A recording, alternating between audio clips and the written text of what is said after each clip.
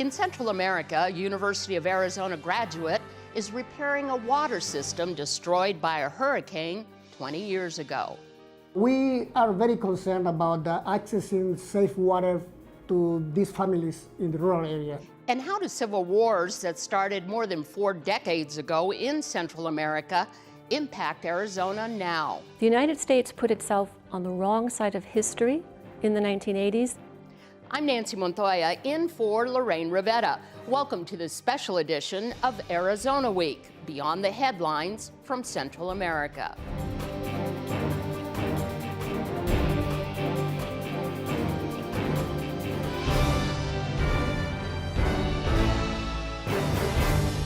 Now, over the past 4 decades, there have been several major events in Central America that directly impact Arizona. Civil wars in the 1980s, Hurricane Mitch in the 1990s. Like this, all the way, okay? And most recently this summer, while on a fellowship with the International Women's Media Foundation, I was in Honduras. I joined 5 other women journalists from several countries. Because we were preparing to report from one of the most dangerous countries in the world, there was intense self-defense and hostile environment security training in Mexico.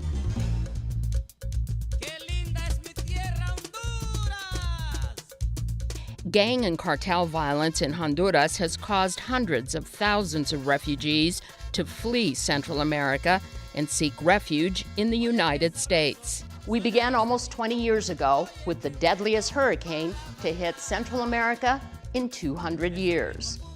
On October 29, 1998, Mitch, a Category 5 hurricane, crashed into Central America. The worst hit, Honduras, with sustained winds of 180 miles per hour for 18 straight hours. It's estimated that more than 20,000 people died. Entire villages in rural areas disappeared.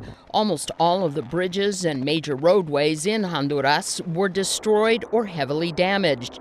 90% of water treatment plants collapsed under floodwaters. Honduras' water supply would be left severely contaminated with no way to provide clean drinking water for 80% of the population. Javier Mayorga was just a teenager when Hurricane Mitch destroyed his family's home and left 25% of all Hondurans homeless. These families suffer a lot, especially children. They got a lot of stomach infections, because they consume or they drink contaminated water. It was the images of children dying from dysentery and cholera from drinking contaminated water that inspired him to become part of the solution. And that was one of the reasons that I really wanted to study something related to this area. So that's why I picked the University of Arizona. I went to school there because they had a good program in watershed management. We met Mayorga in Tegucigalpa, Honduras, where he is the project coordinator of water and sanitation for World Vision Honduras, a nonprofit organization. 2 decades later, he says, the availability of clean and safe water still remains crippled by Hurricane Mitch and by battles between the cities and the rural communities for the precious commodity. Almost 65% of the people living here are at or below the poverty level. The wealthy and the larger cities get the best and the cleanest water. So NGOs, non-government organizations like World Vision and its collaborator, Water Missions International, and others have concentrated their efforts on those rural areas. North of Tegucigalpa is the small colonia of Las Mercedes. For many homes, water is trucked in. Hundreds of feet of hose lines are laid up steep hills. Barrels are filled. For Juan Pablo and his wife Alicia, 4 days of work equals 2 barrels of water. Without water, he says, there is no life. But this water is not for drinking.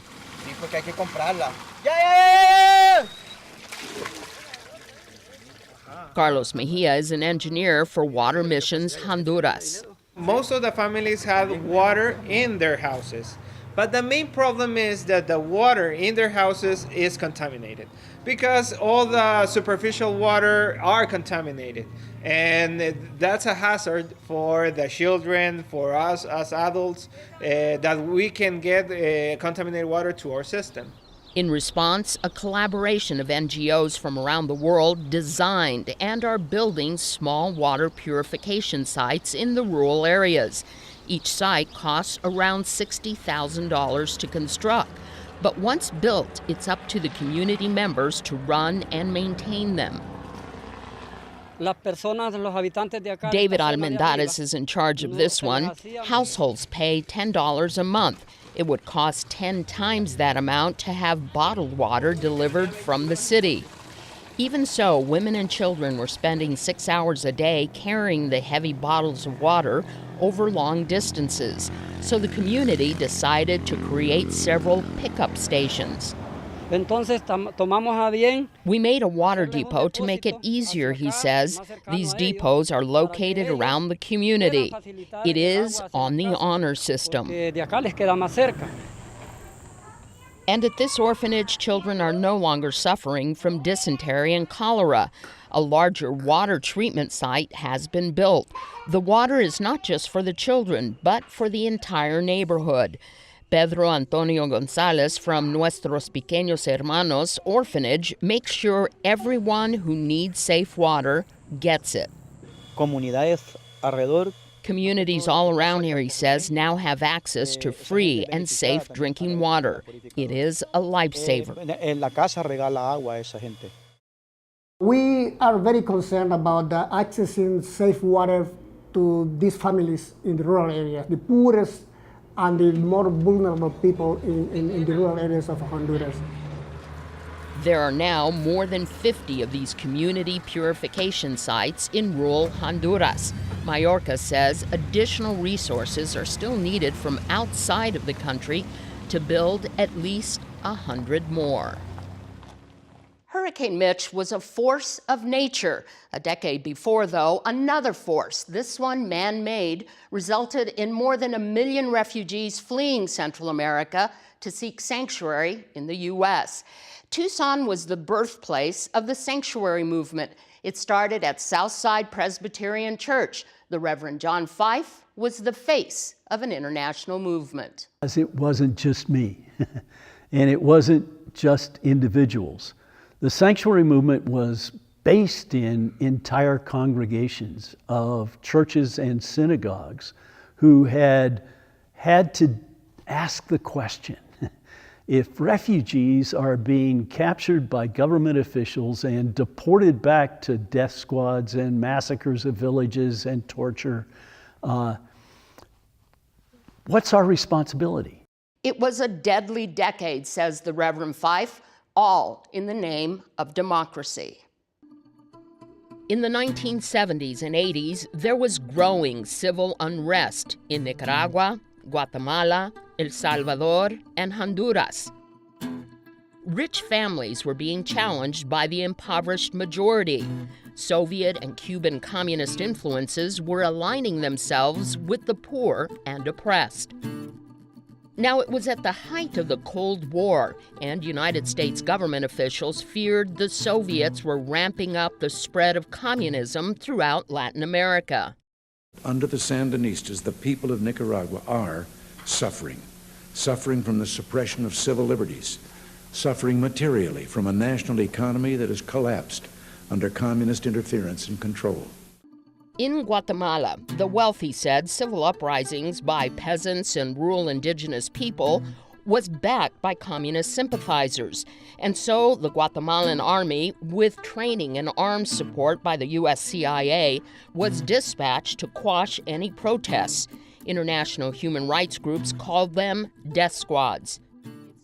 In 1984, I was in Guatemala and spoke with a family targeted by the death squads for their involvement in anti-government protests and marches.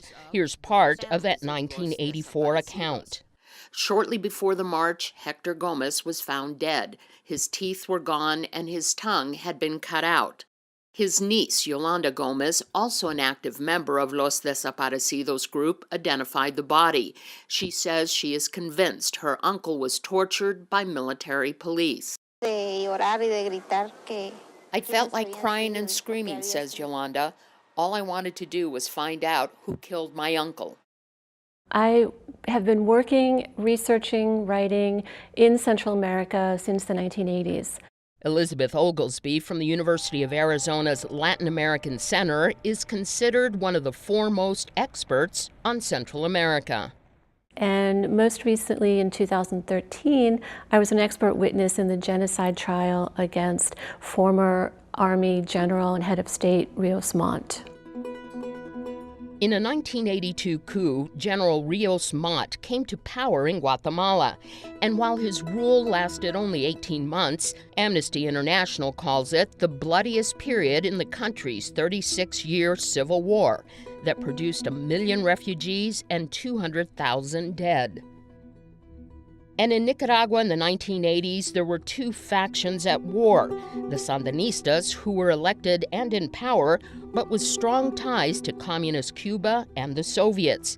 On the other side were the Contras, a far-right group of insurgents, many who were former soldiers, loyal to the dynasty-created government of the powerful U.S.-backed Somoza family.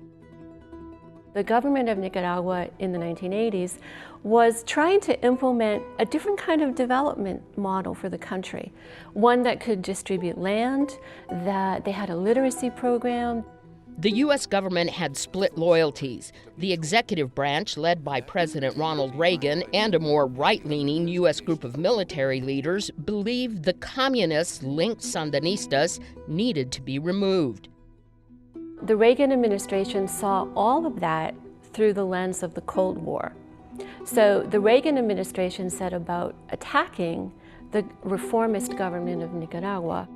The CIA moved in to covertly support the rival Contra-insurgents with training and arms and money.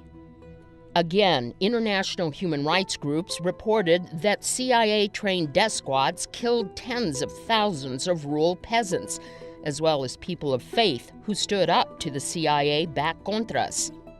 In 1985, I reported from Nicaragua that U.S. churches and faith groups were questioning U.S. involvement in Nicaragua. Recently, some 200 Americans from almost every state in the country, including a delegation from Arizona, traveled to Nicaragua. It was the largest fact-finding mission ever to that region by private citizens. I guess the basic question I wanted answered was the question of the legitimacy of the Sandinista government. At the same time, in the mid-1980s, a Democratic-controlled Congress wanted the Reagan administration and the CIA to stop meddling in Central America. Eventually, Congress passed a law prohibiting any money to be used by the CIA to support the Contras.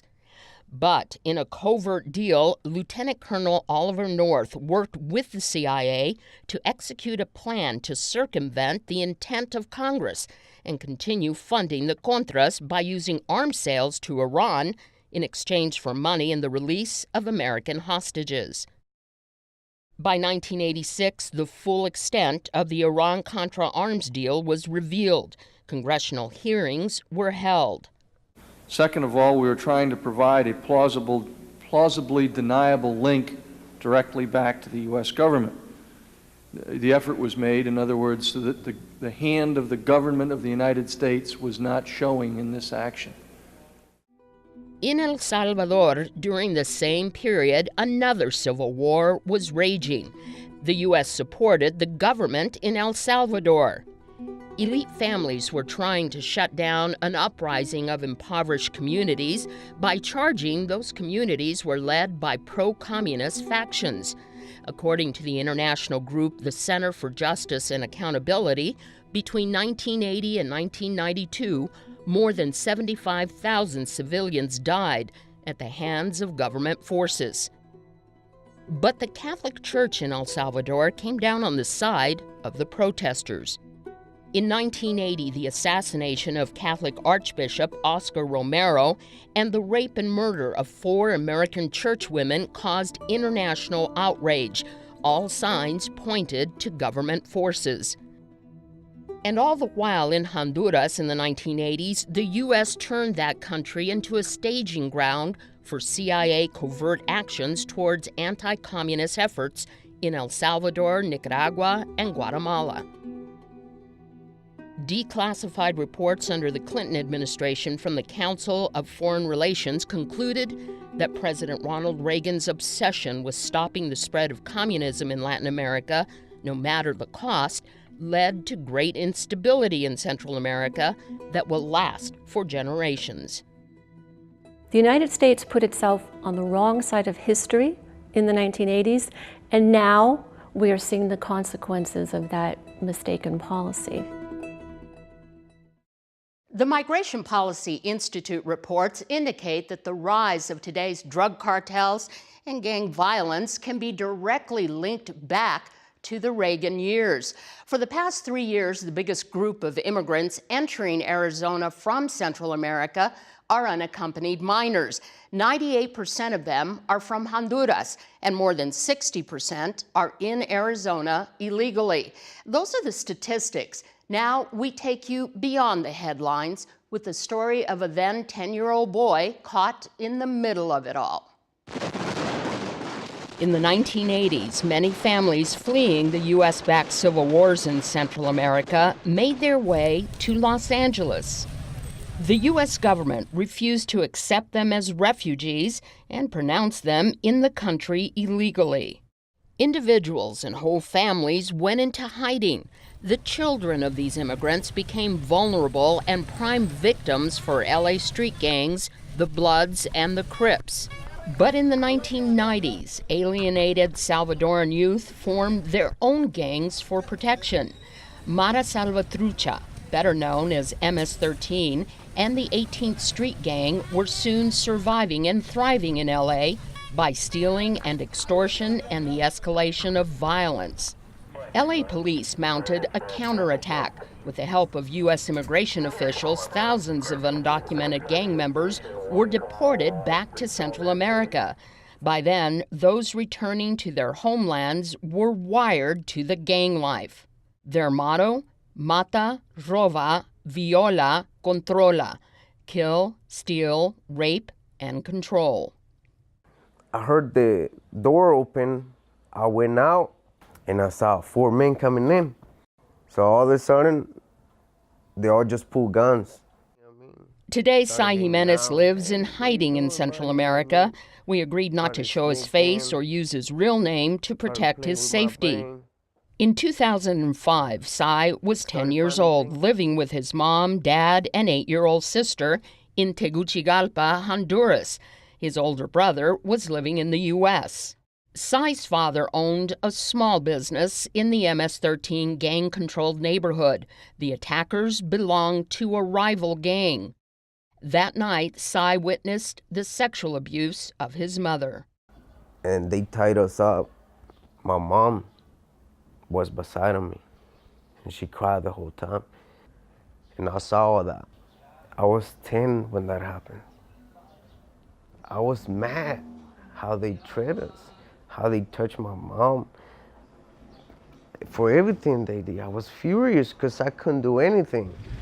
2 years later, when he was 12, he got a chance for revenge. He and a friend identified the gunman.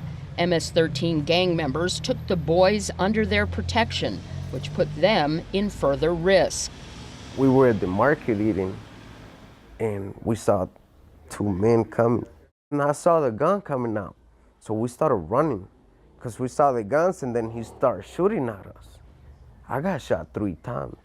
Sai made it to a friend's house. The mother was a nurse. The bullet was right here. She cut right here, and she tried to get it over here. Then the bullet moved right here, and then she had to cut again. Patched up but still in pain, Sai went back to the market to look for his friend. Chico was dead.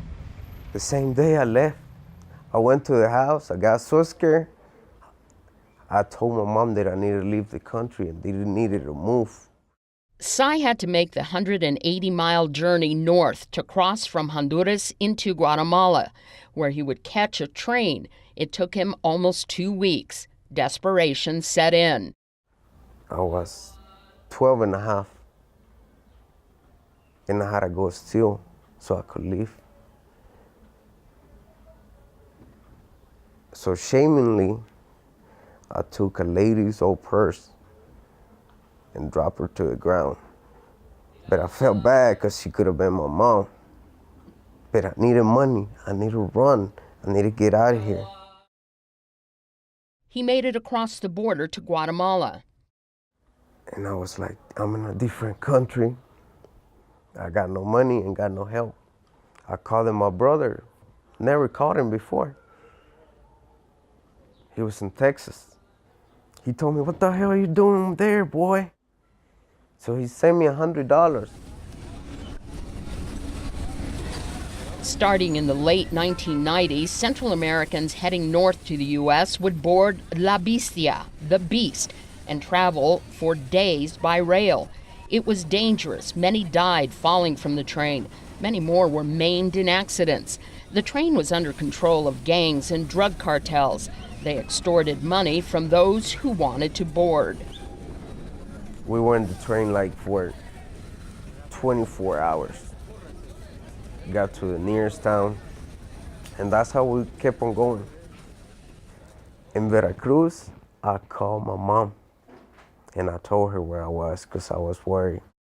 She was, son, I'm glad you're okay.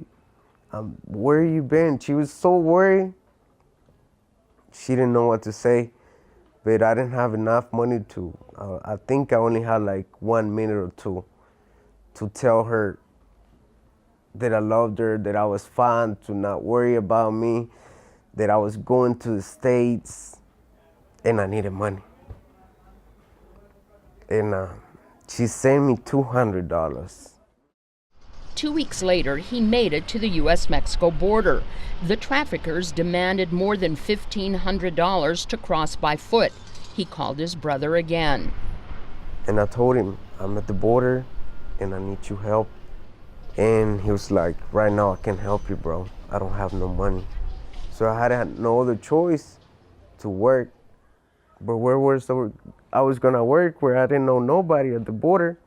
It took almost 6 months to earn the $1,500 needed to pay the cartel for safe passage. We started like at 6. Once the sun gets down, we started walking all night long.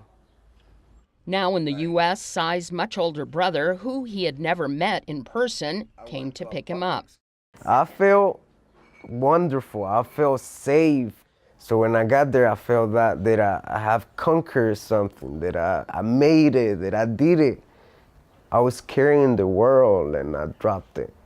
For the next 8 years, Cy made a life for himself in the U.S. When he was 17, he met the woman who would become his wife. She was good. She taught me English. She was a country girl. They moved to West Virginia to be near her family. They married and had a son. We had a kid, Xavier. He was born the day after Christmas. 2 more children followed, but Cy was undocumented and still feared deportation. He bonded with his father-in-law. Her dad is a police officer from Chesapeake. But he's cool. He's like a hippie. And he knew you were not in the country legally, but he didn't care. The couple settled in a small coal mining town in Whitesville. At first, you know what I mean, I was the only Hispanic probably in the whole town. Like, there's only whites. Only whites. Like, their name is White.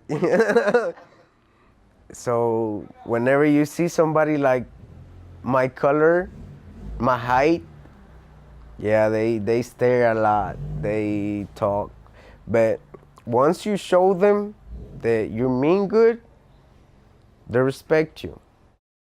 But it was more than respect. Cy became part of the closely knit town of just over 500 people. He was active in the Baptist church. He joined the volunteer fire department. He became especially close to his wife's grandfather. Eddie Weber, it was like my dad to me. That was her grandpa. He taught me how to fish. He taught me hunting.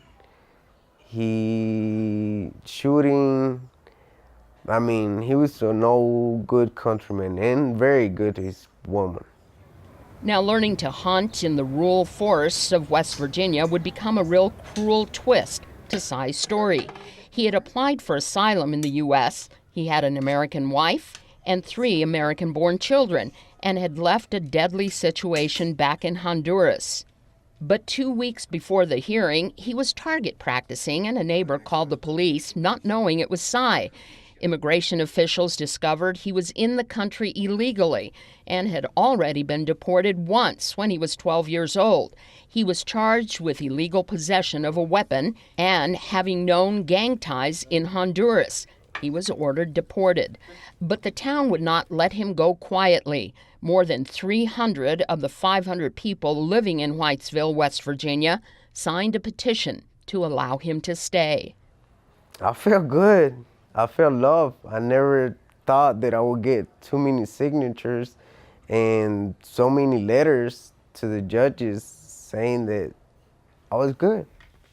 It has been 3 years since Cy was deported. Under the Trump administration, if he's caught in the U.S. again illegally, he could spend up to 20 years in prison. He says he is living with half a heart, away from his wife and his children. They rip half of your life away. It's like they just take it and you die and you're somewhere else. You're in the most dangerous country in the world, in hell. You get shot for nothing, just for looking at somebody wrong here. Cy is struggling to maintain his ties to his family. I talk to my children twice a week, Skype. You know what I mean? I feel bad because when I talk to them, they're like, "Daddy, you don't love me. Why you're not here?" Because they're too young to realize, you know what I mean? He has come to terms with the fact that he broke U.S. laws, but is hoping someday he can return. We're humans. We all make mistakes. And if I made my mistakes, I'm not perfect or anything. We all deserve a second chance. The story of Cy Jimenez is like many other immigrants who leave home looking for that second chance. Through his story, we can see that U.S. political policies and also natural disasters have impacts beyond our borders that can last for decades. That's our show, but here's an important programming note. In January, we're launching a new public affairs show, Arizona 360. We hope you'll tune in. I'm Nancy Montoya. Thanks for joining us on this special edition of Arizona Week.